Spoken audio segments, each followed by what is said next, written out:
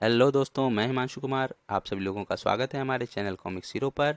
और हमारी आज की पेशकश है कनकपुरी राजकुमारी की पार्ट 2। और जैसे ही उसने घोड़े को छुआ, वह तालाब में जा गिरा। छपाक। फिर जब उसने पानी में से सिर बाहर निकाला, अरे, जिस किसी ने भी कनकपुरी देखी हो वह राजा से मिले। तो क्या मैं वापस प्रिय नगरी आ पहुंचा हूँ?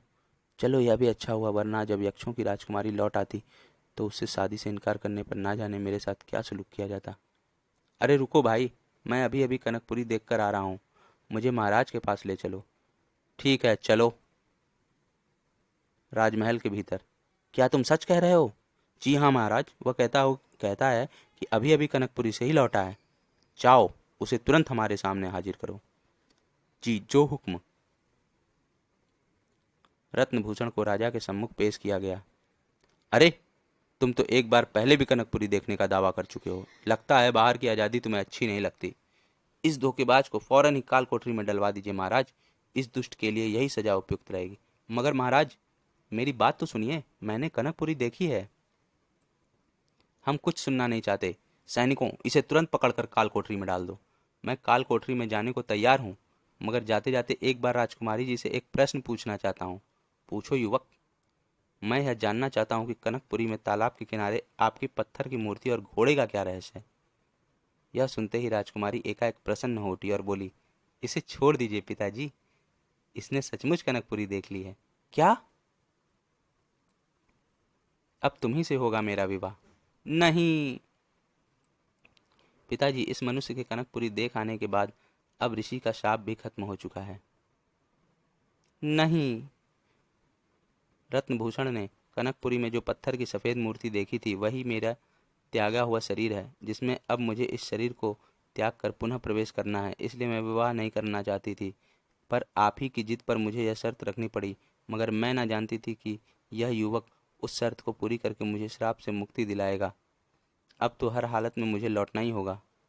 नहीं, लेकिन अब मुझे क्या करना होगा? मेरे यहाँ से जाते ही तुम मेरा नाम लेकर मुझे याद करना। तुम खुद को कनकपुरी में पाओगे। हमारा विवाह भी अब वहीं होगा।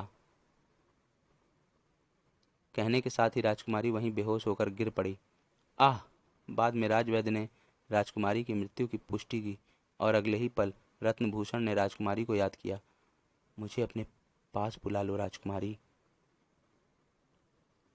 अगले ही पल, अरे, क्या यही आपकी बेटी है? हाँ। यह सब क्या चक्कर है महाराज? क्या मैं जान सकता हूँ? क्यों नहीं। दरअसल मेरी बेटी पहले बहुत चंचल थी। इसी चंचलता में आकर इसने एक बार एक ऋषि का अनादर कर दिया, जिसने इसे मृत्यु लोक में मनुष्य योनि में जन्म लेने का शाप दिया। काफ़ी क्षमा मांगने पर ऋषि ने बताया कि इसके विवाह का समय आने पर सब ठीक हो जाएगा। अतः मनुष्य योनि में राजा प्रियदत्त के घर जन्म लेने के बाद जब विवाह का समय आया तो आगे तुम सब कुछ जानते ही हो। लेकिन क्या विवाह के पश्चात मुझे भी यहीं रहना होगा? हाँ राजकुमार, और हम जानते हैं कि एक तुम्हारी एक माँ भी है। तुम उसे भी यहीं ले आना। फिर कुछ दिनों बाद रत्नभूषण और राजकुमारी का विवाह बड़ी धूमधाम से हो गया। तो बच्चों, देखा तुमने, अगर प्रयास किया जाए तो असंभव कार्य भी संभव बन जाते हैं। चार महारथी। रंगपुरी राज्य में बुद्धराज नाम का एक राजा राज करता था। अपने काम के बाद वह अपना खाली समय तीरंदाजी करके बिताता था। वाह, क्या निशाना लगाया है! एक बार क्यों ना तीरंदाजी के क्षेत्र में कुछ ऐसा नया कार्य करूं कि आज तक वैसा किसी ने ना किया हो। राजा बुद्धराज की पत्नी का नाम था महारानी सुंदरवती, किंतु राजा प्यार से उसे सुंदरी कहता था। यह विचार कर राजा महारानी के पास पहुंचा। सुनो सुंदरी, तुम्हारी नत बहुत खूबसूरत है, उससे भी खूबसूरत है मेरा निशाना। मैं चाहता हूं कि अपना तीर तुम्हारी नाक की नथ के आर पार करूं। यह आप क्या कह रहे हैं महाराज? अगर कहीं निशाना चूक गया तो? नहीं नहीं नहीं, मैं ऐसा ना होने दूंगी। क्या तुम्हें मेरे निशाने पर भरोसा नहीं है? है, लेकिन अगर गलती से निशाना चूक गया तो, तीर मेरी आंख, नाक या गले में लग गया तो? डरो नहीं प्रिय, मुझे अपने निशाने पर पूरा यकीन है। तुम वहां 50 हाथ दूर उस वृक्ष के पास जाकर खड़ी हो जाओ। प, प, 50 हाथ दूर? तब तो मेरी मृत्यु निश्चित ही है। और फिर याहू! हे प्रभु मेरी रक्षा करना। उफ। कहो सुंदरी, क्या मेरे जैसा निशानेबाज इस दुनिया में और भी कहीं होगा? सचमुच कमाल है। असंभव, मिलना मुश्किल है। वाह। चलो, अब हमारे भोजन का समय हो गया है। मैं तो बेकार ही डर गई थी। चलिए। अगले दिन। अरे यह क्या, तुमने वह नथ क्यों उतार फेंकी? अब मैं किस चीज़ का निशाना लगाऊंगा? अच्छा हुआ जो मैंने नथ उतार कर रख दी, वरना शायद आज भी, कल ना जाने कहाँ गिर गई। चलो कोई बात नहीं, आज मैं तुम्हारे कानों की दोनों बालियों में से एक साथ अपने तीर निकालूंगा। क्या? मेरी रक्षा करना प्रभु। फिर अगले ही पल, सन्न। आह। हा हा हा। कहो सुंदरी, हमसे बढ़कर तीरंदाज है कोई? जी नहीं। उसके बाद कई दिनों तक यही सिलसिला चलता रहा। मौत के भय से सुंदरी दिन ब दिन सूख कर कांटा होती चली गई। बेटी की स्थिति जानकर सुंदरी की माँ, जो खुद पड़ोसी देश की शासक थी, उससे मिलने आई। उसकी हालत देखकर माँ की आंखों में आंसू भर आए। अब तुम ही बताओ माँ, मैं क्या करूं? तू फिक्र मत कर बेटी, मैं तुझे इस विपदा से निकालने के लिए ही यहाँ आई हूँ। सुनो बेटी, इस बार जब वे तुमसे अपने निशाने के बारे में पूछे तो तुम कह देना कि। उसके बाद माँ उसके कान में एक योजना बताने लगी। बहुत अच्छा माँ। अगली शाम। कहो सुंदरी, कोई हम जैसा और निशानेबाज इस दुनिया में है?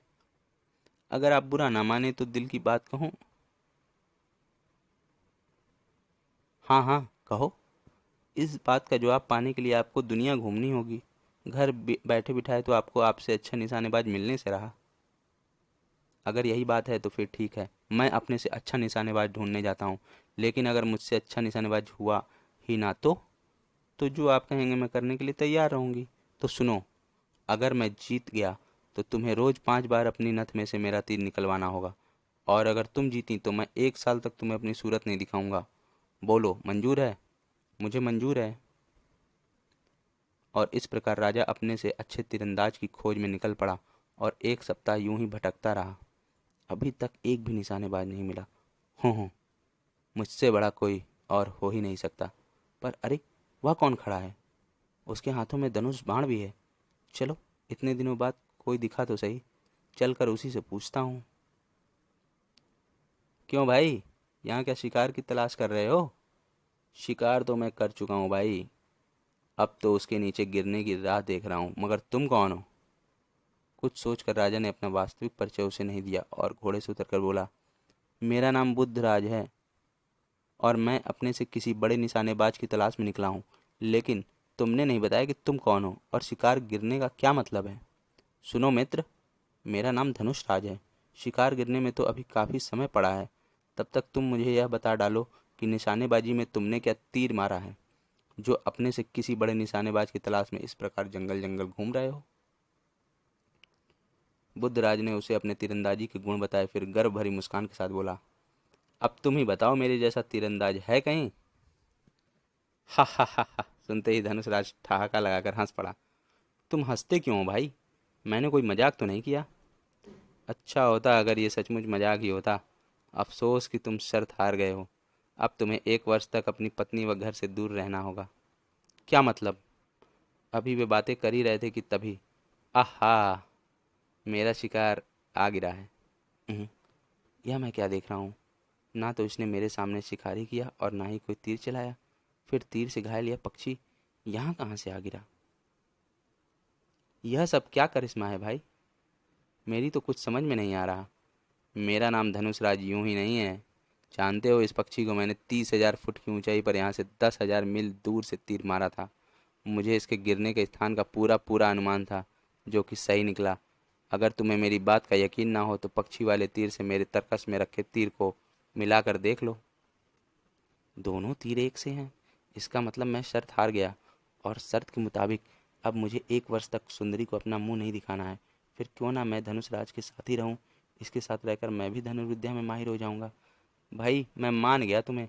तुम वास्तव में मुझसे 1000 गुना गुणी तीरंदाज हो। मैं चाहता हूँ कि तुम मुझे अपना शिष्य बना लो। इस प्रकार मैं 1 वर्ष भी आसानी के साथ बीत जाएगा। मुझे भी तुम जैसे ही किसी व्यक्ति की तलाश थी। शिष्य तो नहीं, अपितु मित्र बनकर जरूर मेरे साथ रहो। मुझे मंजूर है। तो फिर चलो, मैं तो दुनिया देखने निकला ही था, अब तुम्हारा साथ पाकर समय आसानी से गुजरेगा। इस प्रकार दोनों आगे बढ़े। नदी नाले व नगर नगर घूमते हुए वे पर्वतीय इलाके में जा पहुंचे। हा हा हा हा हा। अरे, वह पर्वत पर चढ़ा व्यक्ति कौन है और इस प्रकार हंस क्यों रहा है? जरूर पर्वत के उस पार कोई तमाशा हो रहा होगा जिसे देखकर वह इस प्रकार हंस रहा है। हमें देखना चाहिए। यहाँ तो कोई तमाशा वगैरह नहीं हो रहा। आश्चर्य है, फिर भी यह हंस क्यों रहा है? Who who who who. चलो इसी से पूछते हैं। सुनो मित्र, तुम इस प्रकार हंस क्यों रहे हो? मुझे तो यह पूरा विक्षिप्त लगता है। विक्षिप्त? क्या कहा? मैं तुम्हें पागल नजर आता हूँ? क्षमा करना मित्र, हमें गलत फहमी हो गई थी। अगर हम तुम्हें अकारण ही हंसता देखकर।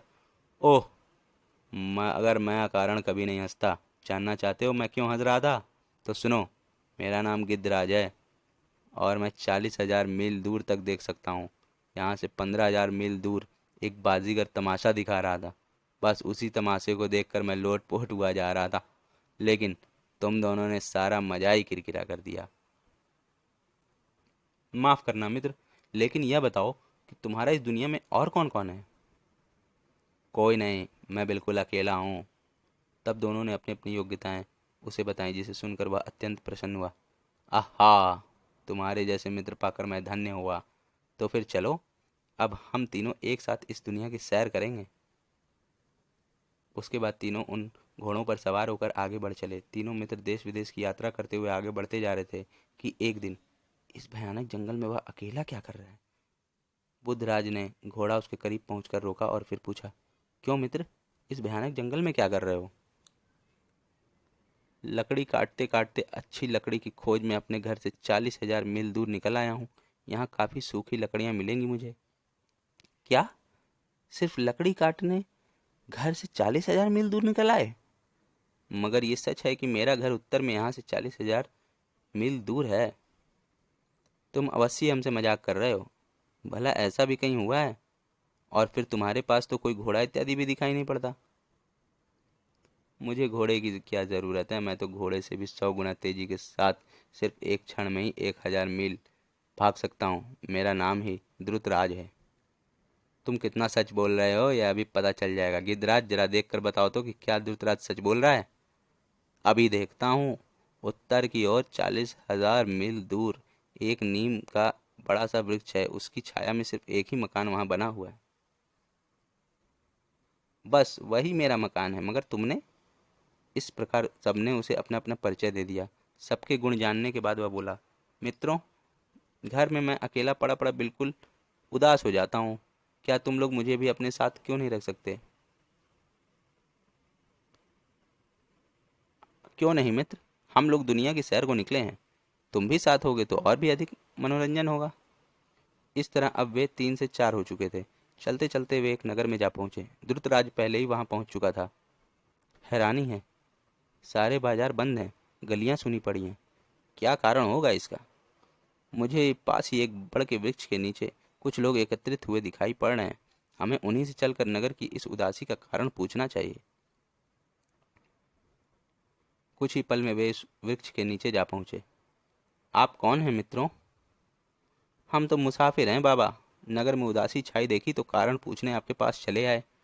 हमारे राजा का एक ही लड़का है, मगर इस समय वह एक ऐसी भयानक बीमारी का शिकार है जिसका शिकार इलाज इस शहर से 20,000 मील दूर अमृत झरने का पानी है। वैद्य जी कहते हैं कि अगर शाम तक अमृत झरने का पानी राजकुमार को ना पिलाया गया तो फिर उसे कोई नहीं बचा सकता। इसके लिए महाराज ने शर्त भी रखी है, जो कोई भी वह पानी लाएगा उसके साथ राजकुमारी का विवाह करके आधा राज्य भी उसे दे देंगे। ओह, तो यह बात है। चारों दोस्त आपस में सलाह मशवरा करने लगे। फिर सूरज डूबने से 1 घंटे पहले चारों मित्र उसी बड़ के वृक्ष के नीचे लगी सभा में पहुंचे। हमें अपने राजा का महल दिखाओ, हम वह जल 1 घंटे से पहले ही ला सकते हैं। उससे रास्ते के बारे में पूछकर चारों मित्र महल में पहुंच गए।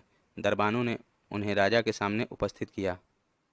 हमें तुम्हारी बात का यकीन तो नहीं आता, मगर फिर भी हम तुम्हें इस शर्त पर जाने देंगे कि यदि तुम असफल रहे तो तुम्हारे बाकी के तीनों मित्रों का सिर कलम कर दिया जाएगा। मुझे मंजूर है महाराज, मगर हमें यह शर्त मंजूर नहीं है। अगर किसी कारणवश तुम्हें रास्ते में देरी हो गई तो बेकार ही हमें अपनी जानों से हाथ धोना पड़ेगा। नहीं, ऐसा नहीं होगा। मुझे अपनी चाल पर पूरा भरोसा है। अगर समय पड़ने पर मित्र ही मित्र के काम ना आए तो कौन आएगा। यदि तुम्हें यह शर्त मंजूर नहीं तो मुझे मंजूर है। तुम शीघ्र ही रवाना हो जाओ मित्र दूतराज। तुम धन्य हो मित्र। फिर महाराज से रास्ते के बारे में जानकारी प्राप्त करके द्रुतराज अमृत झरने की ओर दौड़ पड़ा। कुछ देर बाद गिद्धराज ने देखना आरंभ किया। प्रिय गिद्धराज, जरा देख कर बताओ कि द्रुतराज इस समय उस झरने से कितनी दूर है। लो, वह झरने तक जा पहुंचा है और अब पानी भर रहा है। मगर अरे, जिस वृक्ष के नीचे बैठा दूतराज झरने का पानी एक लोटे में भर रहा है, उस वृक्ष से एक भयानक अजगर उतरकर उसकी ओर बढ़ रहा है। आह, बचाओ! सहसा धनुषराज बोला। क्या तुम मुझे उस अजगर की सही सही स्थिति बता सकते हो? मैं अपने तीर से उस अजगर को खत्म करने की कोशिश करूंगा। तीर एकदम सही निशाने पर लगा है। और लो, अजगर की पकड़ ढीली होती जा रही है। बस अब कुछ ही क्षणों में वह यहाँ पहुंच जाएगा। कुछ ही देर में धृतराज द्रुत गति से भागता हुआ महल में आ पहुंचा।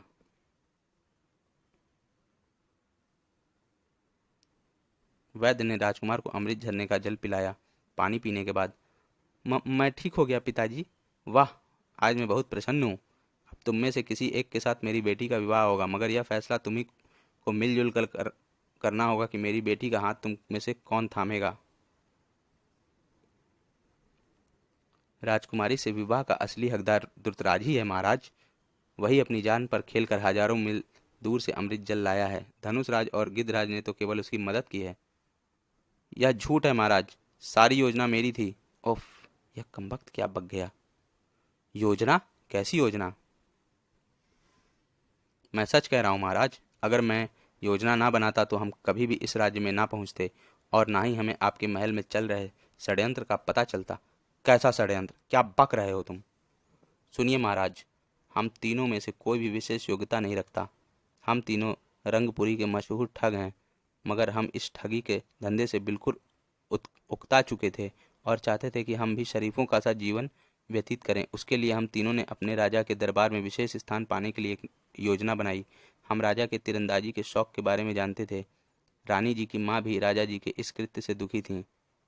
हमने उनके पास पहुंचकर उन्हें वह बात रानी के जरिए राजा के कानों में डालने के लिए कही। हमारी योजना का प्रथम चरण पूरा हो गया। हम छद्म वेश में राजा जी का पीछा करते रहे और वक्त पड़ने पर मैं धनुषराज बनकर महाराज के सामने पहुंचा, उन्हें बातों में उलझाया। इसी बीच गिद्धराज ने मेरे ही जैसे तीर से पक्षी मार गिराया और महाराज ने मुझे चमत्कारी तीरंदाज मानकर महारानी जी को दिया गया वचन निभाया। हे भगवान, तो वह सब झूठ था? ओह, फिर क्या हुआ? हाँ महाराज, योजना अनुसार हम आगे बढ़े तो आपका परिचय गिद्धराज और धृतराज से हुआ, जबकि वास्तव में धृतराज के पास भी एक तेज घोड़ा था। मैंने जानबूझकर अपने घोड़े की गति धीमी रखी ताकि धृतराज हमसे पहले पहुंच जाए। यहाँ पहुंचकर हमने सारे शहर में छाई उदासी का कारण पूछा और फिर राजकुमार की बीमारी का उपाय जानकर अमृत झरने का पता जानने के बाद मैं वैद्य जी के घर गया। मगर बस अब कुछ ही देर की बात है महामंत्री जी। सूरज छिपने के बाद दवा के बहाने मैं राजकुमार को जहर दे दूंगा। वाह, मैं तुम्हें माला माल कर दूंगा वैद्य जी। उत्तराधिकारी की मौत के कुछ ही समय बाद राजा की भी मौत एक दुर्घटना में हो जाएगी। उसके बाद जज जी। तो यहाँ यह चक्कर चल रहा है। मैं उसी समय वैद्य जी के पास पहुंचा और मेरे डराने धमकाने पर उसने बताया, मुझे छोड़ दो।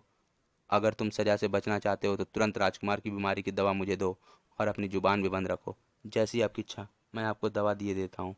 उसके बाद सारी कहानी तो आपके सामने ही है। सच्चाई ये है कि राजकुमार को नगर के ही एक कुएं के पानी में दवा मिलाकर पिलाई गई, जिससे राजकुमार स्वस्थ हो गए। वह सारी कहानी भी झूठी थी जो कि गिद्धराज ने आप सबको सुनाई। सैनिक महामंत्री और वैद्य को पकड़ कर ले गए और उन्हें मौत के घाट उतार दिया। तुम्हारा फैसला स्वयं राजकुमारी ही करेगी। ठीक है राजकुमारी, जो फैसला करेंगी वही हमें मंजूर होगा। राजकुमारी के पास पहुंचने पर, माना कि तुम तीनों ठग हो, लेकिन आज तुम्हारे ही कारण एक खतरनाक साजिश का पर्दाफाश हुआ। तुम्हारे भीतर एक अच्छा इंसान बनने की ललक भी है। अतः शर्त के मुताबिक मैं विवाह तो धृतराज से ही करूंगी, चूंकि तुम राजा बुद्धराज के मुजरिम हो, इसलिए पहले उनकी अनुमति लेनी होगी। मैं धृतराज को विवाह की अनुमति देता हूँ। बुद्धराज ने धनुषराज एवं गिद्धराज को उसी समय से अपना विशेष सहयोगी नियुक्त किया। फिर महल लौटने पर, आहा, आप लौट आए महाराज। हाँ रानी, और अब मैं यह भी समझ गया हूँ कि आदमी को कभी भी अपनी योग्यता पर घमंड नहीं करना चाहिए। घमंडी का सिर हमेशा नीचा ही होता है। दोस्तों, हमारी कहानी यहीं पर समाप्त होती है और अब हम मिलते हैं अगले अंक में। धन्यवाद।